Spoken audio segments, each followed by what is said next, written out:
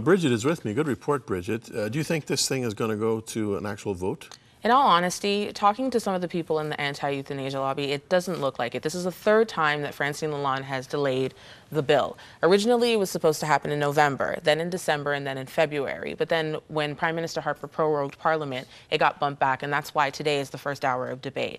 There's not a lot of support for this bill, mainly because it's a thorny issue for many Canadians, and it's something that I think generally a lot of politicians don't necessarily even want to address, just because it is such a hot button issue, and also because like Dr. Liebrecht mentioned in the report, only 20% of Canadians access palliative care. How can we even talk about euthanasia when that number is so small?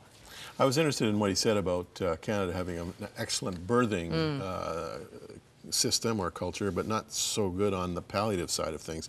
Maybe we need to raise awareness about the significance, the importance, and the need for palliative care. Right, and that's one of the things that the anti-euthanasia lobby talks about, addresses. The fact that we should not be talking about euthanasia. What we should actually be talking about is pain management for that segment of the population who is dying, who are dying from terminal illnesses, or also maybe mental illnesses as well, which is another aspect of this euthanasia debate. Now, you worked on this story many hours. Was there anything in the interviews that you did and the research that you did that surprised you?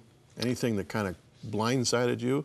I think one of the things, and it wasn't necessarily Canadian research, but I think, and I used it in the report, the research from Brussels, Belgium, where even though the stat was small, 1.9%, I mean, 1.9% of people actually requested euthanasia.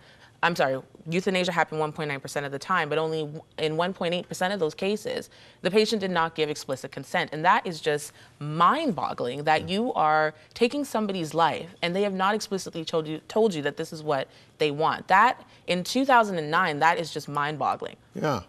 It's a real slippery slope. You know, it's interesting. You make something legal, and then people start finding little loopholes, and the culture becomes more accepting, and before you know it, you're ending people's lives that haven't given consent. I mean, it's a slippery slope. Tell me about the work that the Evangelical Fellowship is doing on this. Right.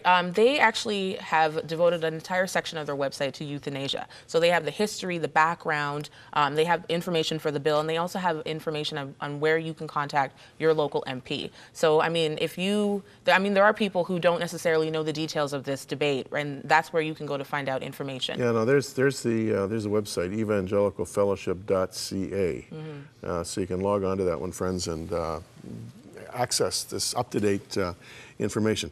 Terrific report as always, Bridget. Thanks. Thank you. Okay, friends.